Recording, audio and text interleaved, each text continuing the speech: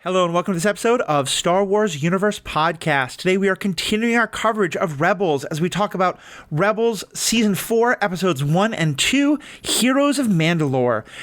This ties into a lot of what we've seen on the TV show The Mandalorian. It ties into a lot of stuff that we're going to see probably in the TV show Ahsoka. We're going to talk a little bit about some casting news from the TV show Ahsoka because it ties in very much to the events of this episode. All of that and more with myself and Riki Hayashi right after this commercial break.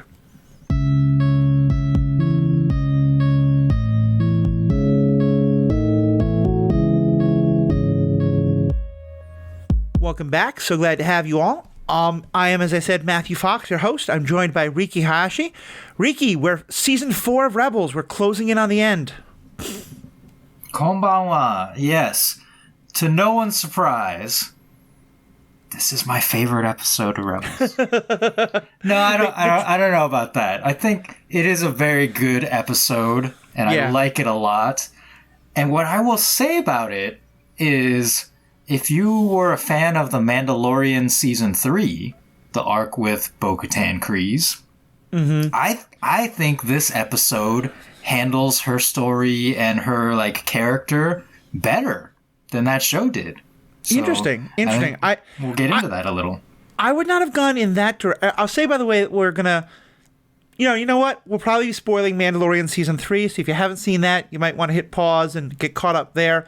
But it's been out long enough that I feel comfortable for us talking. We won't go into tons of details, but we'll talk about the broad strokes for sure. I have a somewhat different view. For me, I don't see them as better or worse. What I see is I feel like I enjoyed Mandalorian even more because I knew this backstory. But now, having seen Mandalorian and going back and watching this episode again, I'm all the more into this episode. And it's, a lot of times when you have various media and various different forms telling different parts of a story, it's hard for them all to line up, or you go back and you're like, oh, this doesn't quite feel right given what's happened in the show. Since then, I didn't get that. I got the exact opposite. I was like, it really feels to me like the writers of Mandalorian Season 3, this was one of the episodes they watched, they understood, and they built off of really well. Well, you say built off of. The way that I feel about Season 3 of The Mandalorian is that they leaned on this episode and these arcs in Rebels and the Clone Wars too much to fill in the gaps of characterization for Bo-Katan. I think a complaint that a lot of people who only watch The Mandalorian have is they kind of don't get it. And Interesting. Okay. being told by people like us, oh, but if you watch the Clone Wars, oh, if you watch Rebels, and they're like, but I don't really want to. I don't have the time. Yeah. And as a standalone product, I think The Mandalorian Season 3 doesn't work as well. Whereas that's why I say better, is that this is a good self-contained story for the character Bo-Katan. And that's fair. And I'll say here, no one person speaks for a whole group. One of my co-hosts for those episodes about Mandalorian was Ashley Coffin, who is someone who doesn't like animation, and she had just been watching the show. And she said she loved it and definitely did not feel like she had been kind of left behind or was missing things. But I totally believe you that there's some people who felt differently. And so, it's an interesting thing to think about. Let me give a quick episode summary for those people who either haven't seen these episodes or have a while ago and wanted to get caught up. So let me read this through quickly. Again, it's a two-parter. Satine, Kanan, and Ezra lead Clan Wren, which is Sabine Wren's clan, in a raid on Clan Saxon outpost to rescue Sabine's father, who's being held captive by Clan Saxon on behalf of the Empire. So to give you a quick backup, this is the Clan Saxon was the one that had one of the Saxons had come with our heroes, but the rest of Clan Saxon is now working directly with the Empire. They're still ruling on Mandalore. The outpost turns out to be a trap to capture Sabine, but they're rescued by Lady Bo-Katan of Clan Kryze. As Bo-Katan should have become ruler of Mandalore after her sister, Duchess Satine, was murdered, Sabine attempts to give her the Dark Saber, but Bo-Katan refuses to accept it. Sabine's father is moved to the capital city for a public execution, so Sabine plans to rescue him as he's being transported. They attack the convoy and rescue her father, Alric Wren, who turns out to be as much of an artist as Sabine, and is, in that kind of well, I'm proud of you, but you could be doing a lot better, very critical of Sabine's art. That's my editorial comment. Yeah. Sabine is contacted by her mother just as the Empire reveals a new weapon, the sound of which Sabine recognizes. They rush to the site of the attack and find every Mandalorian warrior vaporized. Sabine is devastated, every Mandalorian warrior who was in this battle. Sabine is devastated as she realized they were killed by a weapon she personally designed for the Empire, but is relieved to find her mother and brother have survived the attack. As more Imperials arrive, Sabine and her allies are rescued by Clan Kryze, while Bo-Katan and Ezra destroy the pursuing TIE fighters. Saxon shows a recording of the weapon's field test to Thrawn. The weapon superheats an alloy in Mandalorian armor, killing the occupant but leaving stormtroopers unharmed. At Bo-Katan's camp, her men confront Sabine for her role in the creation of the weapon, which she named the Duchess after Bo-Katan's sister, Satine. Sabine convinces Clan Kryze to join her in a raid on Saxon's Star Destroyer to destroy the weapon. During the assault, Sabine is incapacitated by Saxon, who orders her to adjust the weapon to its full power. She does so, but she instead recalibrates the weapon to target Imperial armor, which stuns the Imperial troops, notably not kills them, stuns them. Sabine slashes the weapon with the Dark Saber, breaching its power core and destroying the Star Destroyer. At the Kryze camp, Sabine gives Bo-Katan the Dark Saber, making her the true leader of Mandalore. I will say, I think one thing that the episode left out is there was some discussion of, instead of just using this weapon one time, should they actually fully redesign the weapon to be used on Imperials, either to stun them or to flat out kill them the way the original weapon did. And there's a couple of moments where different characters consider that, but by the end, Sabine is like, no, we shouldn't do that, and destroys the weapon. Which, let's jump right into probably a controversial take. Oh. Unheard of on this show. I know. I think that war is terrible and war is hell, and I want to avoid war as much as possible. Yes. I think there are certain rules that if you're going to be fighting a war should be followed, such as like not targeting civilians and collateral damage and things like that. But I think the idea of honorable warfare and like you have to fight fair and to often be kind of dumb. And if your goal is that a whole bunch of these soldiers are trying to kill you, and you have a weapon that will kill them, or even you can set it to a setting to just stun all of them, I don't know why they had to destroy the weapon. Like, I do know why, because that's not the heroic thing to do.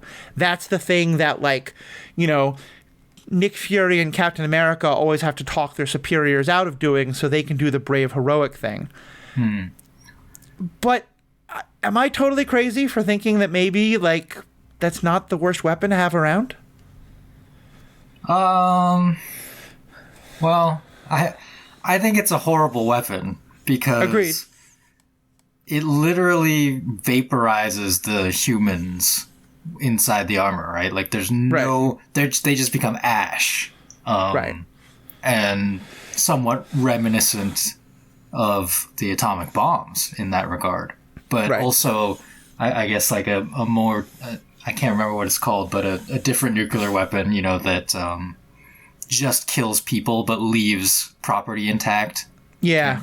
Neutron bomb, I think. Yep. Is what it is. Right. So the armor actually like is still intact, but the people inside have become ash, like at the end of this battle. So I think there's a line of like kind of horrifying ways of killing people, and in our own society we consider like nuclear weapons to be one of those things, and they have not been used since World War II for that reason. I think there's two things though. One is that, to me at least, one of the major problems with nuclear weapons, as was very much a case when they used them, is they don't discriminate between military and civilian targets. They just do horrific damage to everyone, and then of course with radiation and the like do horrific damage for decades to come. This is a weapon specifically designed only to target military who are in those specific uniforms. And in terms of it being horrific, I guess that's kind of my point, is I think war should be horrific. Not that I like want horrible war, but that I kind of think the idea that war could be clean or not horrific. Like, to me, anything where people are trying to kill each other is by definition horrific. And and this might be my side thing, and no one else is going to agree with me, and that's totally fine. We don't have to spend a whole episode on it. But to me, it's the same way. Like, I respect the movie Logan more than Captain America because it shows that violence, even when it's for a very good cause, is horrific and bloody and never looks cool. And I just kind of think in the same way, like, if a weapon is, if we're, I'll give a weird analogy, but I think this is similar. There are people who I obviously have very complicated ethical feelings about the eating of meat. And there's a part of me that feels like I was part of butchering an animal that was being used for meat by a friend of mine who raised goats for meat. And I remember telling myself that if I'm too grossed out by this, if I'm not able to witness this, I have to stop eating meat. From a perspective of like, there is some horribleness to this act that I'm engaging in, and I have to be able to fully bear witness to that if I'm going to take part in it, and I shouldn't be hiding myself from that. And I guess I kind of feel in the same way with war, like, the idea that a weapon shouldn't be used because it kind of offends our sensibilities, or it doesn't. And I'm not putting those words in your mouth by any means, but I guess just that's where I struggle with, like, why, if the weapon does what you're trying to do, and even if it has the stun setting too, why does it being horrific matter? I guess my commentary on that would be that you have to consider the emotional well-being of your own troops in that regard, who are going to use this weapon, and how they feel about it, and how they feel about watching their opponents die in this way. And then if your opponents get a hold of a similar weapon, like, they might use it on you. So I do think that there is kind of a tit for tat going on of, like, both sides agreed not to use two horrific weapons, both for the consideration of the emotional health, of your soldiers who have to use them, and in the cases where a similar weapon might be used against you. I think after World War I, a lot of like mustard gases and those types of weapons were outlawed, right, by international treaty because of those reasons. Yeah. No, and that makes sense. The fear that the enemy would use it against you, I think, is the most compelling argument there. But I also understand what you mean about the psychological health and all that. And I did, like, when you were talking about, like, well, why didn't Sabine just, like, turn it up to 11, right, on the Star Destroyer? Because the Star Destroyer ends up blowing up, so presumably most of those Imperials who were stunned might have just died in that explosion anyway. Yeah, I realized as I got read later, I was like, so she saved all... No, actually, she killed all of them when they blew up the Star Destroyer. But that's unseen, and that may be for the sensibilities of us, the audience. Yeah, that's very true, too. So, putting aside my own weird ethics about warfare, and by the way, I will say I've never served in the military. That's a world I'm not part of, so if you want to say, well, you're speaking as a total amateur on the subject, absolutely. I 100% own that. But let's talk about Sabine, because these episodes are very much about her and learning more of her background and her growth. What do you think of what we get of her? And actually, to start with, what do you think of us learning that she actually made this weapon? Terrifying, I guess. Her explanation of it is basically that she was young and made a mistake, and like saw it as a technical challenge to design this, and did not really consider the ramifications. And I think that kind of parallels, like, that we discussed, like atomic weaponry. Like, a lot of the scientists who were working on that saw it as a scientific challenge, and in fact, when they saw what had become of what they designed, I can't remember the exact quote, but one of them is like, there's a historic quote of them, like, I have become death or something like that. It's from Oppenheimer, so you'll probably hear it in the new movie. It's, I have become death, the destroyer of worlds, which I think he is quoting a Hindu text when he says that. But I think Sabine is basically the same. Like, I was just looking at it as like a fun design project, and then like when I realized what they're going to do with it, I shut it down. Yeah. You haven't seen She-Ra, have you, the newer one? I have not, no. In it, there's a character... It's one of my favorite shows. I think it is so good. Lots of people should watch it. In it, there's a character named Entrapta who is portrayed as, I think, one of the best portrayals of not immoral, but amoral. In terms of, like, she she's I think very artistically coded, and I think a lot of people relate to her, myself included. And she very much is able to go to that place of, I am so fascinated by this, can I do this thing, that I never actually ask, what could people do with this thing I'm making, and should I do this thing because of that? And the show does a really interesting job of showing that, like, yes, it's bad that she's not asking that question, and she should ask that question. In her case, it's in part because no one's ever taught her to ask that question, and once people do, she changes, to be sure. But that is fundamentally, like, that people want to lump her in with the person who's saying, mwahaha, I want this weapon so I can conquer everybody, and that the two are fundamentally distinct. And I really thought of that as I was watching Sabine here, that she's not megalomaniacal, she's never power hungry. It's that, as you said, though, I think she's young and she's just thinking in terms of, I think she is pretty angry at her family and angry at Mandalorians in general, and that's a little part of it, but a lot of it is just, as you said, it's just a problem. And, you know, to me, it goes back to that line from Jurassic Park. I was going to say that, yeah. Yeah, you know, they asked, could they do a thing? They never asked, should they do a thing? And that, to me, is exactly what Sabine is. Good old Jeff Goldblum. Yep.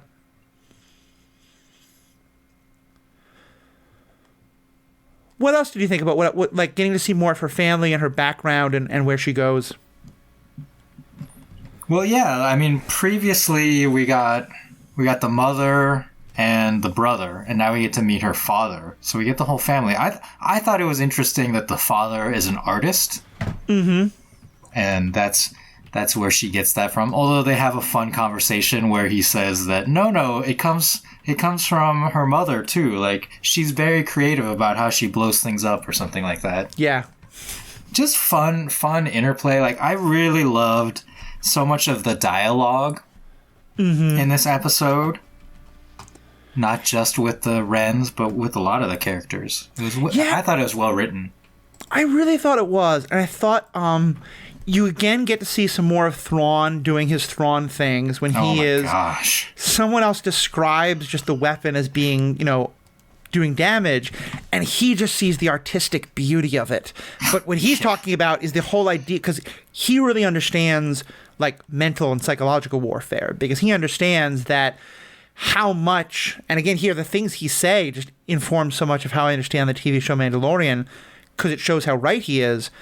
He understands that Mandalorian armor is a fundamental part of their culture in terms of it's like a cultural security blanket. It's we know we are safe and secure because we have this armor, because we have Beskar. Not even lightsabers can attack us.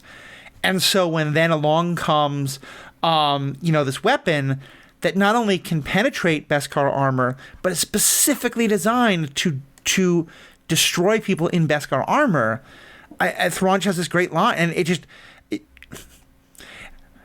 I love it for him as a villain, and I don't think you can this is one of those episodes where it's like, you really think he's an anti-hero? You really think he's just misunderstood? Like, he is intentionally looking for the weapon to psychologically destroy his enemy. And he's right. He's right about it, too. Because when they discuss the weapon, Ezra says, well, can you all just make your armor out of some other material? And Ulrich says, no, this armor is part of our identity. It makes us who we are. Like, so they are literally willing to die in this armor rather than consider using anything else. And I thought the fact that it was Ulrich who said that was so vital, because he doesn't wear the armor himself. He doesn't. And one of the themes that's been played up is that Sabine's artistry is what takes her away from being like the perfect Mandalorian warrior. And that she's always been in this tension of that she is a Mandalorian in many ways, but that her art is this other thing. And so the father, who is clearly much more of an artist than a warrior, and I think kind of overly critical of his daughter, but that's a different story, is the one to say it. Felt very, very intentional. Mm-hmm. Yeah, Thrawn is only in one scene, and it has like 3 or 4 lines of dialogue, and still just amazing. Yeah, he just takes it over, really kind of defines what's happening in a really powerful way. I want to talk about Sabine and her family, because they do a couple of things that I really appreciate. And the first is that neither the mother nor the brother is killed by the weapon. And the reason I say I appreciate that is because I think a lot of the time in a story like this, the trope often is that not only do you kill a whole bunch of people, but that your actions cause someone you were close to die. And so now there's this sense of like, okay, well, hopefully you're bothered by the fact that all these people you didn't know were destroyed by the thing you did, but you have a personal connection to one of the victims. And the fact that she didn't, that all the people Sabine knew and loved lived, it was a whole bunch of Mandalorians whose names she may well not have known. It was their deaths that were haunting her. That to me made it a lot more powerful. And it felt like there was this, and maybe it's just because that trope has happened so often that I'm kind of allergic to it. I really appreciated that they didn't go there. But they did kind of, because technically this is a 2-part episode, right? There's part 1 and part 2. And the cliffhanger of part 1 is that the weapon is used, and we are meant to think that Sabine's mother and brother are dead. And she, kind of like doesn't know, like on top of one of the bodies or where the body was. I don't think she actually shouts. But there's an amazing overhead shot that kind of zooms out on her and like the devastation. And the music that ends this episode was so haunting and somber. Oh, they give it to us for sure. It was amazing, yeah. And then, like, if you watch it back to back, it's like, no, they're okay. Yeah. But if you were watching this, like, week to week, you would be like, oh, they're dead. Oh, no, I get that. But what I mean is that, but by the time Sabine is talking to the two of the other characters and the audience is seeing all the remorse she has about the weapon, she already knows her mother and brother are safe. That's what I'm more going to mean, is that her remorse over the weapon has nothing to do with the fact that someone she was personally close to died from the weapon. Gotcha. The other family thing I liked is that I do like that her family very quickly stood up for her. I think we've gotten a lot of stories about people kind of being exiled from their families for not doing the right thing. Certainly she had been like not in good cahoots with her family earlier. And the fact that fairly early on her family and then even Bo-Katan comes after her, but the rest of them are able to kind of talk her down. And then Bo-Katan herself stands up for her. I really appreciated that as well, because I thought, it just showed how strong the family bond is, but also that there was some real understanding. Like, she did this horrible thing, but she was a kid. She didn't really fully understand what she was doing, et cetera, et cetera. Yeah, and a great kind of like Western-y, like guns drawn moment where her mom, Ursa, says, like, if you have a problem with her, you have a problem with Clan Ren, or something like that. And her and Tristan, the brother, like, both draw their blasters on everyone. It's like, okay. And everyone backs off. Yeah. So, yeah, that was a great scene. I mean, you talked, like, let's get into Bo-Katan. Yeah, right? Let's do it. Because, first off, for those of you who did enjoy The Mandalorian, yes, that is Katie Sackhoff's voice. Mm-hmm. Yep. She has played Bo-Katan since the very beginning in animation back in the Clone Wars. So, fantastic bit of continuity there to get her. And her acting, like, when she gets mad at Sabine for creating this weapon, like, I got chills in that scene of her voice acting in this episode. Yeah, her voice acting and the animation, I think the facial expressions she makes are just really, really powerful. And it's... I know that there are voice actors who do not want to be or do not have the skills to be physical actors, and I want to always kind of leave room for that. And Katie Sackhoff is someone who was a physical actor first and then did voiceover stuff and then came back to doing live action acting. And so that's Battlestar, so good, Starbuck. We'll talk. This maybe actually be a good way to talk about it, because I definitely would say that I don't think we can always have the voice actor actually become the live action actor, but whenever it's possible, I really appreciate that they do it, and I think that. With Sackhoff, The Last of Us has done such a good job of it in some really good ways. So let's finish up the Bo-Katan stuff, but then we can talk more about voice acting specifics. I know we've got a lot to say on that. Yeah. So for those of you who have been following the Star Wars animated shows, like the Clone Wars and Rebels up till now, and then, you watch The Mandalorian Season 3, they say her name, everyone. By which I mean they say Satine's name and they acknowledge the familial connection, and multiple times Bo-Katan makes reference to her sister and how important she was. Oh my goodness, where was this?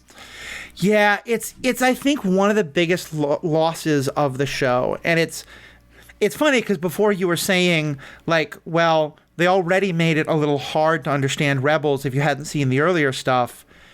I think there's an argument to be made that if they brought in... Well, no, I shouldn't say that. I think their argument is that Satine would be going one step too far. I vehemently disagree with that, and I really think they could have made Sabine a part of The Mandalorian, and I comprehend the reasons why they didn't, and why I hope they will do it at some point, because it just is... She's such an important character. She's such an important character for Obi-Wan. She's such an important character for Bo-Katan, and everything happens in Mandalorian that I just hate that we don't get her mentioned. And this is what I mean of like the complete story arc of Bo-Katan in this episode. Like the book ends of her quotes, what she says about, ruling Mandalore and her sister. Like, again, first off, they say her name. They say Satine. Right. And then Bo-Katan, when Sabine Wren offers her the Dark Saber at the very beginning, she says, "I had my chance to rule, and I failed. I am not my sister. I am not the one you seek." Yeah. And then at the end of the episode, when she accepts the Dark Saber, she says, "I accept the sword for my sister." Yeah. And that's just like, for those of you who have watched the Clone Wars and know this family, like... that means so much, and I think it is such a great moment for Bo-Katan that we just didn't get in The Mandalorian. Like, she references that her sister used to rule Mandalore, and that was basically it. Yeah. Yeah, and, like, the fact that we got some stuff about her father was what rubbed it in more. It's like, we didn't need to hear about him. Tell us about the sister, because we know who she is. And it is interesting because, like... my only thought watching this was that, well, this arc looks kind of similar to what Bo-Katan goes through in Mandalorian Season 3. Right. And I do think some of it is a repeat, and part of that's because it's a good arc, and in some ways it's a redo because some people haven't seen it. It doesn't feel wrong to me, but it does... Like you said, I think there's always going to be a tension between those of us who want the thing... that is, here's the media for the person who has watched every single thing that's ever been on, and here's the thing for the people who are okay just watching the live action stuff, or haven't read the books or whatever it is. And I will acknowledge, I think Star Wars has a very difficult job finding that balance. I think it has, for the most part, done a much better job than the MCU has, for example, in terms of integrating its TV shows and its movies and things like that. But I do think that, yeah, as we talk about it more, I understand what you mean of... I think the integration of this storyline and the storyline in Mandalorian, there are ways that it could have been done better, but I still think that it made enough references to this and works as a sequel to this while also kind of retelling the story of it in ways that are still so much better than I've seen that balance done in most other mediums that I'm okay with it. Yeah, I mean... if you're listening to this podcast, we are the people who want the Glup Shido. Like, that tweet or whatever it was made for us. Yep. But I still, like... I'm amazed that they don't say her name in the live action shows because of how much she means to these characters. And it makes it more complicated for people. But... Bo-Katan's story of becoming ruler of Mandalore, her history is so deeply tied to her sister, and that's why she does it. Yeah. Right? Like, she betrayed her sister in the Clone Wars. She sided with Pre Vizsla and Death Watch, and they overthrew Satine's government, and then Maul... Look, this is all, like, Clone War stuff. Maul kills Pre Vizsla, and then that's when Bo-Katan goes and frees Satine, and then they become on the same side. Mm-hmm. So, like, it's so important to this character. It puzzles me. It puzzles me to no end. Yeah. I understood why they didn't bring it up in Kenobi, but I do not understand why they didn't bring it up more in Mandalorian with her. And I think what you said there is unfortunately part of it, that she has strong connections to Bo-Katan. She also has strong connections to Obi-Wan in a very different way. And I know they've been very careful about that, and I think that's unfortunately part of why it is. I hope they can figure a way to deal with it some way. Who knows? Let's now, though, get... the last thing I want to talk about from this episode is Vizsla and the Empire, but let's talk about voice actors. So we said Katie Sackhoff being is great. You had some stuff about voice actors you wanted to dive into. Yeah, so we know that Sabine Wren is going to appear in live action in the Ahsoka show.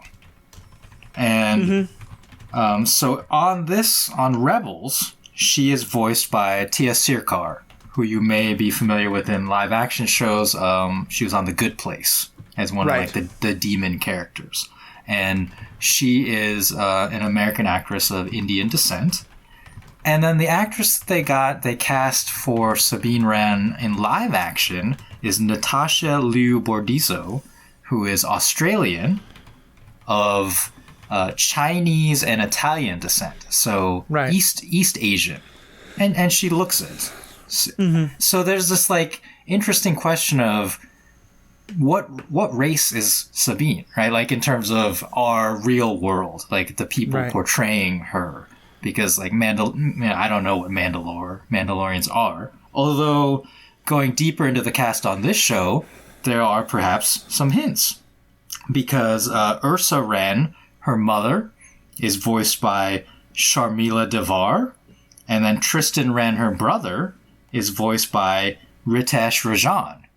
Right. And those, like, as far as my research indicates, those are both American voice actors of Indian descent as well. So it seems like they made this intentional choice. Like, yes, this character is somewhat coded to be Indian, even though, like, you know, they don't voice them in like a terrible Apu accent or anything like that.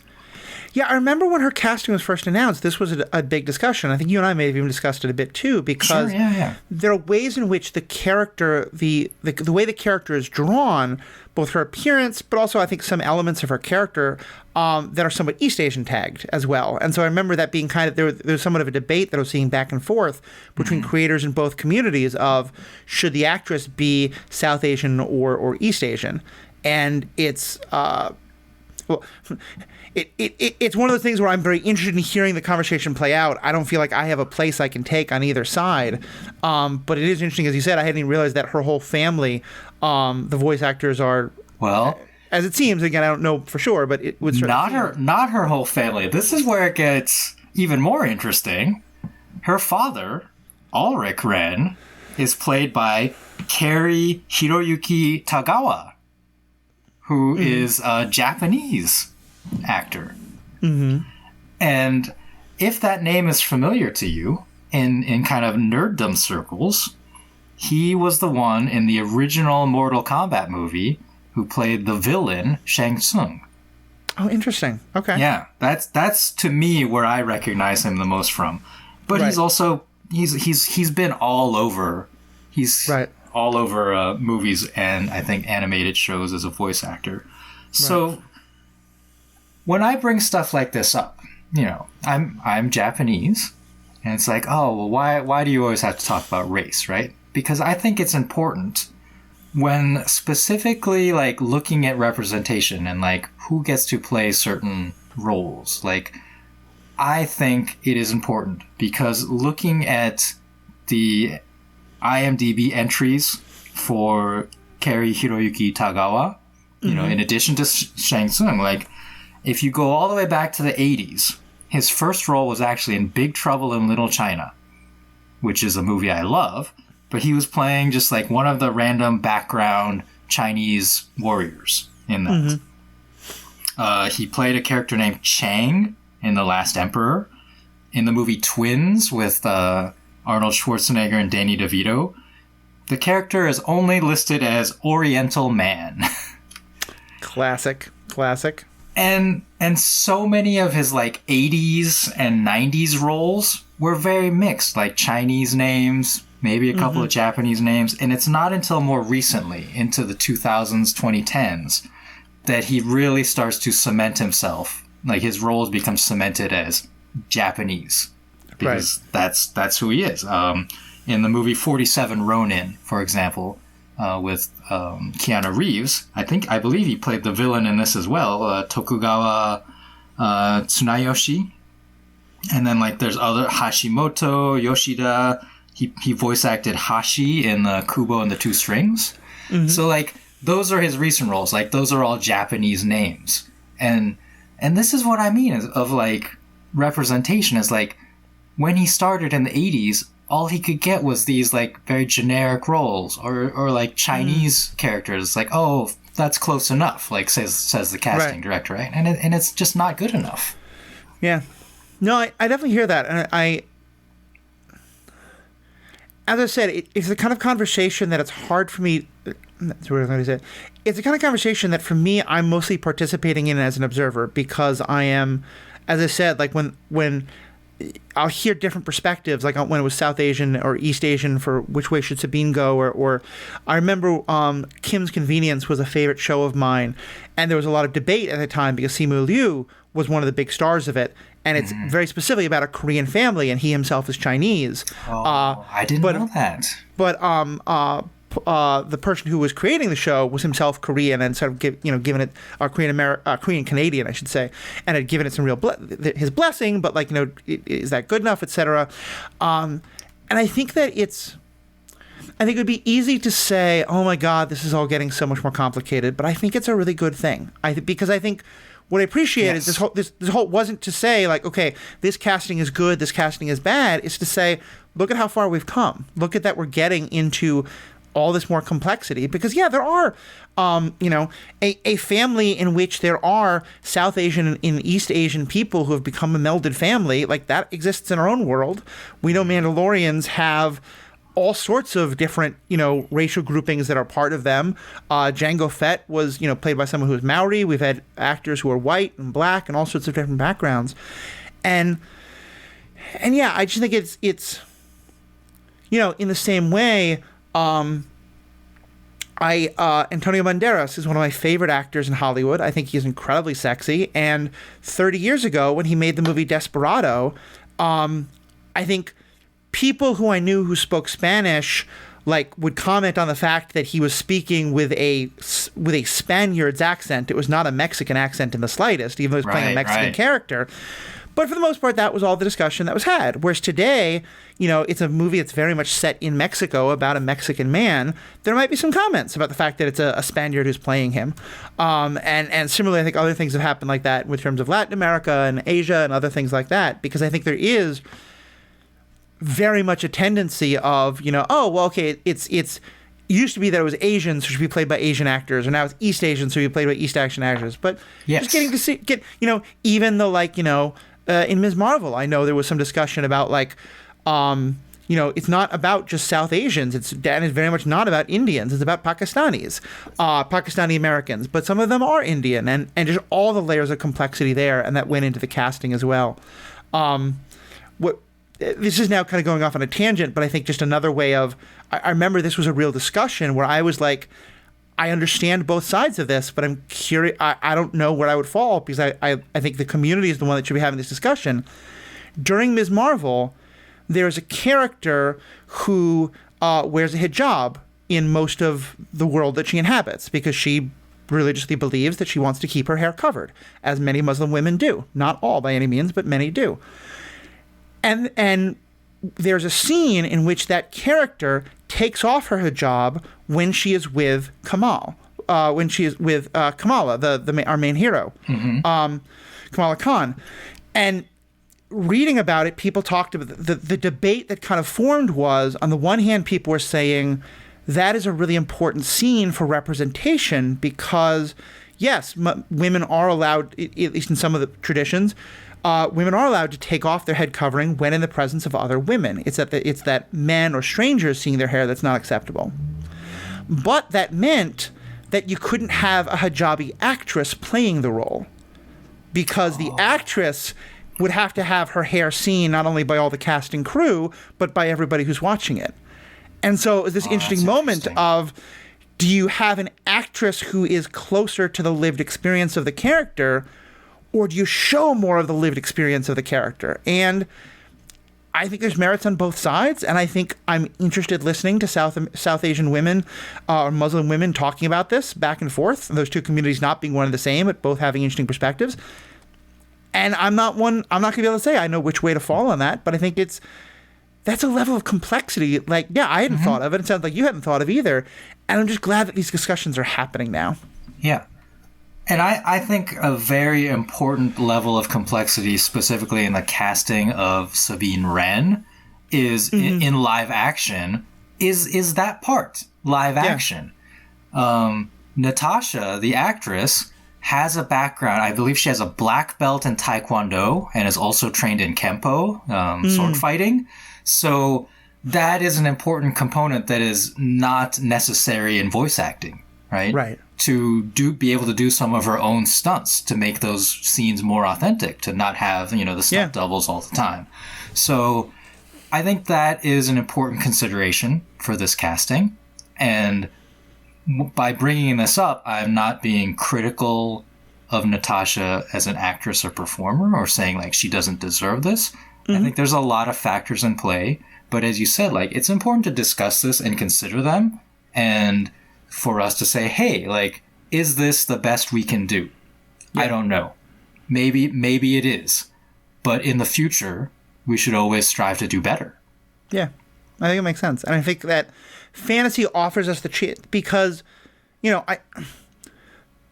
when Star Wars has tried to have particular racial groups or communities very closely represent as almost exact parallels specific communities on Earth, it's been horrible often in terms of like, the Jamaican patois that was done in a very kind of a paradoxical but parody kind of a way by Jar Jar Binks, or you've talked in great length on this show about the very racist portrayal of the Trade Federation, who were very clearly Japanese coded.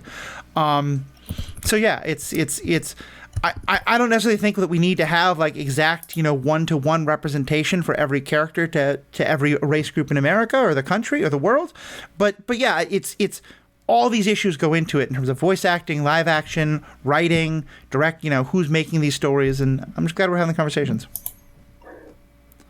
Yeah. And like another thing coming up in Ahsoka is going to be another character who I don't know if they're going to be able to portray all of the aspects of this character correctly. So it was just something I noticed because I have talked about, specifically Tia Sircar and Natasha Liu Bordizzo, like that. But when I dug into the cast, I was like, oh, that's really interesting. Yeah. That the rest of her family also is of Indian descent, except for her father, which he's got a great voice. Another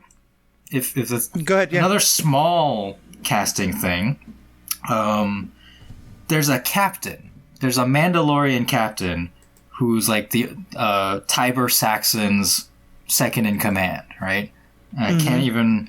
What's his name? It's like Captain.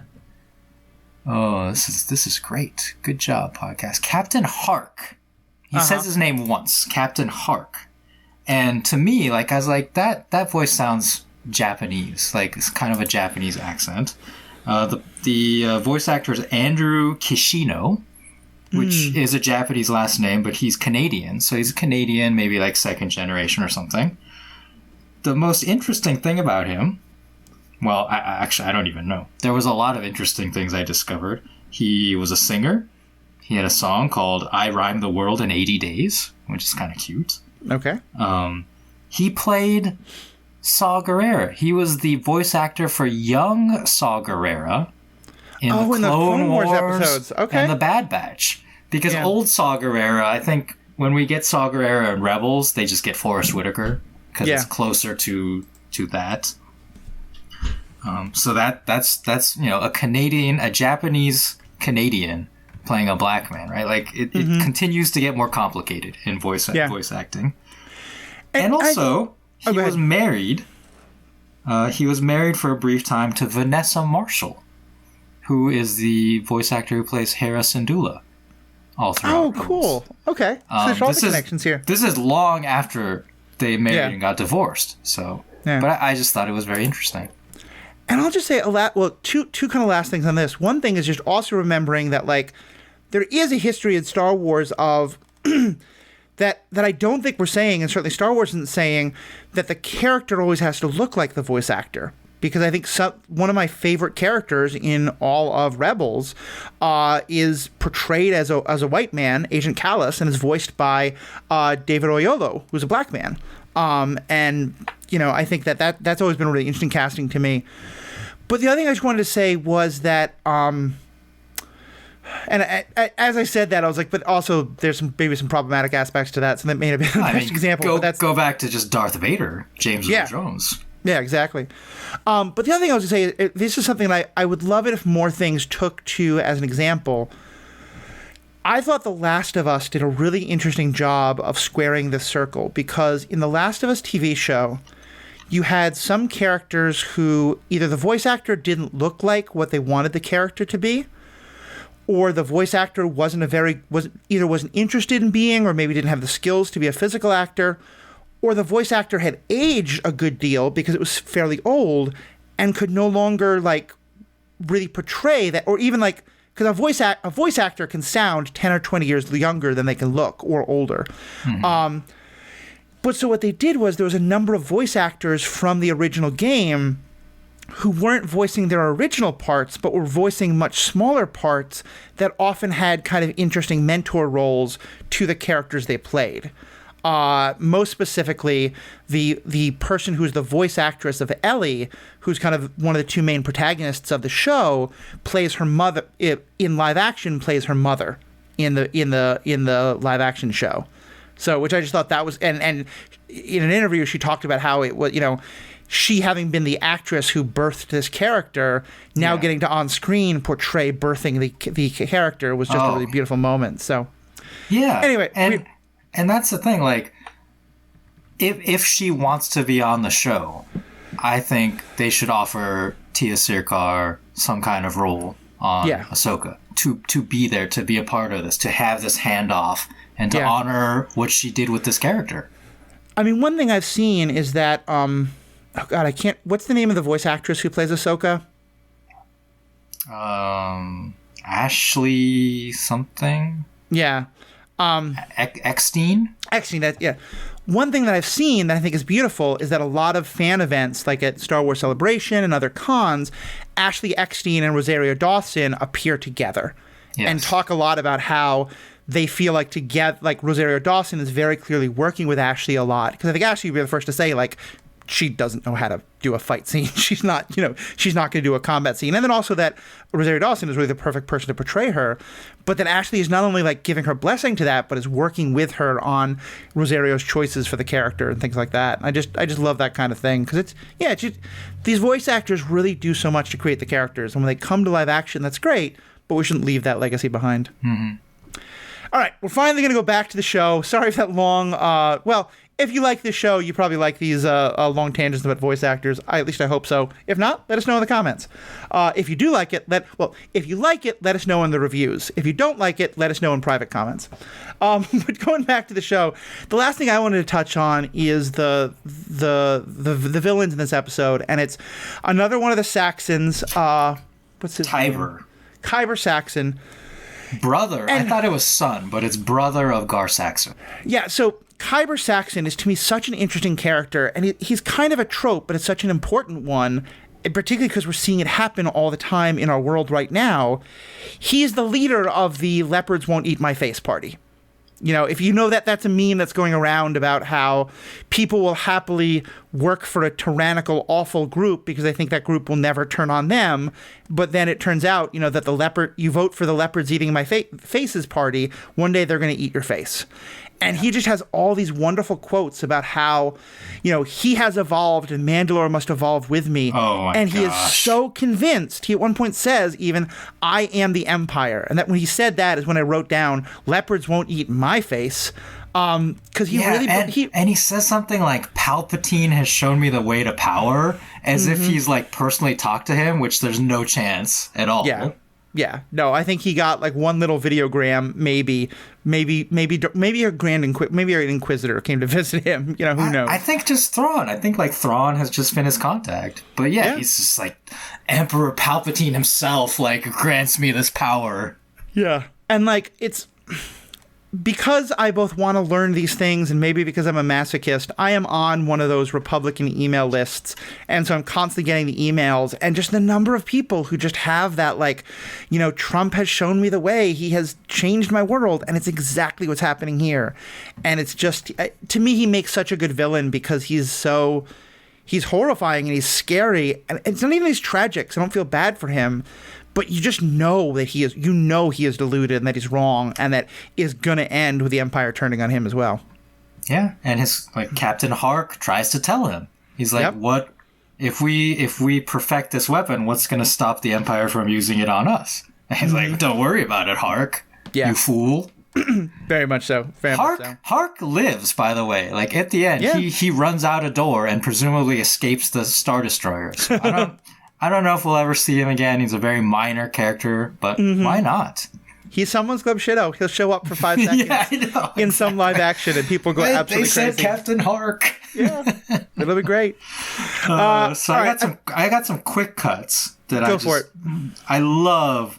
Kanan's quips in this episode so good. Are like Obi-Wan level. He confronts stormtroopers several times, or stormtroopers / Imperial Mandalorian warriors, and the first time they say, "Drop your weapon," and Kanan says, "I've got a better idea," and then lightsabers them all.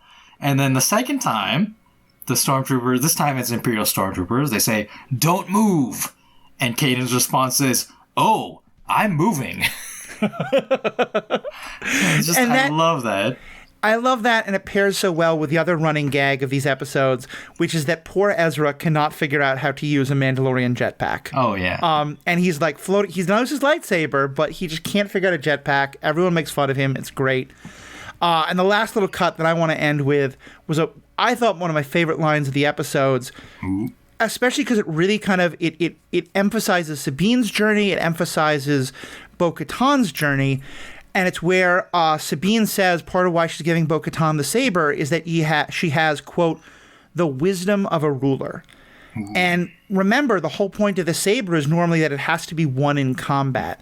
And the idea being like, you are the ruler because you're the best fighter, which, whether it's in Wakanda or Mandalore, I think is kind of a dumb way to pick your ruler. I apologize, but single combat and rulership are different skill sets. And so for Sabine to Sabine to specifically say, you are a great warrior, but it's specifically your wisdom, which is normally not what we kind of point to, that it made the episode for me.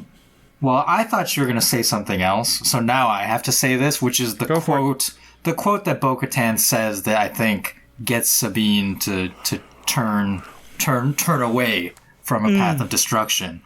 Bo-Katan says, "Will the future of Mandalore be one of honor or cowardice? Hope or fear?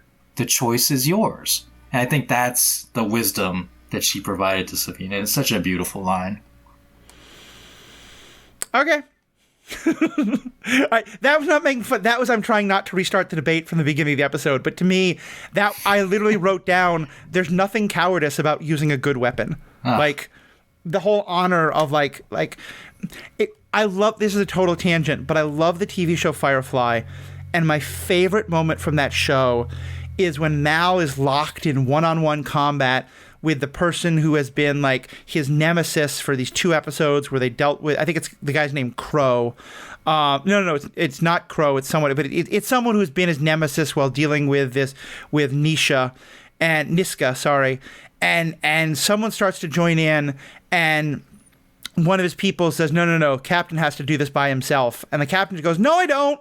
And then they just, and it's just like this idea that you have to defeat your enemy in one-on-one individual. It's dumb. If your friends are there, your friend should help. Just kill the enemy so you can win the fight and stop fighting. Or stun the enemy so you can stop fighting. Either way. But I'm very glad you like that line. I think 95% of people, that line probably had exactly the effect you're talking about, and I respect that. I was just like, that's dumb. That's being a bad leader. But it's like specifically like hope and fear ties into everything Star Wars. Like there were several lines the Tiber Saxon was talking about using fear, right? So it's always been that the dark side / the Empire relies on fear as a weapon, and the rebellion, the Jedi, are about hope. I totally agree with you there. It's just the implication that some weapons are more honorable than others is where you kind of, like, to me, like, you're killing people. There's never going to be anything honorable in that. It's just wrong, and if you have to do it, and end it as quick as possible, and then don't do it again. But that's my bugaboo. Listeners, tell me how wrong I am. Again, if you agree, say it don't say it in the reviews, because, I don't know. Say whatever the hell you want. We love reviews. We love comments. Give us whatever you want. I'd hope to do some listener feedback. We went pretty long tonight, so I apologize. This is going to be a really crazy month for me. We may miss a week or two. I really hope we're not going to, but just letting you know we're going to do that. Similarly, also, tonight we are not going to have Patreon content. I apologize, but it's just been a really crazy week. But Riki, for people who want to follow more what you're doing with some of the gaming you're doing and the Twitch you're doing, where can they find you? Yeah, on twitch.tv/RikiPediaGo, RIKIPEDIAGO. I am streaming Pokemon Go Battle League Battles. New season is coming up Thursday, which I think is when this episode will be out. Yep. The brand new season. We got a bunch of new move updates, so I'm looking forward to using some of those Pokemon. And you can also find me at the same handle on Twitter for the time being, where I do still... I like to talk about Star Wars on Twitter a lot. Awesome. All right, yeah, definitely check that out. And of course, this is an Ethical Panda production, so please go to theethicalpanda.com. Check out all the podcasting I do. There's Superhero Ethics. I'm now doing a series of episodes on the Bingers Assemble podcast, going through all the Raiders of the Lost Ark movie. And that we're trying to mostly be about, like, people who are excited for the new movie, and I definitely am. We comment a little bit on some of the archaeological ethics and how they may not have aged the best. We're going to do an entire episode just on that, though, on superhero ethics after the new movie comes out. So don't worry, that will be a larger topic to be discussed. So I'm behalf of myself, Riki. Thank you all so much. Please let us know what you think. We love your feedback. We love your comments. We love your reviews. Put all those in. And most importantly, please remember, we have spoken. This is the way. If I could retcon this episode, like, I would add that line at the end. yeah, that. No, because, all right, that's a whole other topic we'll get into. Okay, you know what? I'm sorry, patrons. We're gonna have a Patreon section. It's gonna be 5 minutes, but it's gonna be about that. So if you want to listen to that last little part, sign up for Patreon right now. All right, welcome back, patrons. So one of the episodes I am most excited for is I'm talking to a rabbi and another academic about talking specifically about the theology and the histories of diaspora in regard to the Mandalorian. And how, and like in Judaism, this specifically happened very much so. And a lot of the TV show The Mandalorian, I think, is very intentionally about that. But where, when you have a religious group that is scattered all across the world, and this is true for cultural groups as well, their cultures will evolve separately from each other. And then when they come back together, there's some tension because they now do things different ways. And at first, I think you're totally right. But then I was like, no, but the whole point is that the Children of the Watch group that is splintered off from Bo-Katan, they're the ones who come up with the This is the Way stuff. So anyway, I realized I had that quick little reaction that I was like, oh, let's talk about this more. Okay, interesting. Yeah, I guess I can understand that. Mm-hmm. And so Bo-Katan's adoption of it is trying to bring them into the fold and like honoring their ways and saying, hey, I'm willing to meet you halfway type of thing. Yeah. Especially because she's taking her helmet off. It's her way of being like, I am honoring you in many ways, but I am taking my helmet off and not completely going where you're going. Wow. Okay. I'm looking forward to your episode on that because I watched like a 20-minute YouTube video on this topic because that was part of it that I am not educated on at all. And especially when it came to the Mandalorian episode titled The Spies. Yeah. Right? Like a bunch of people were confused by that.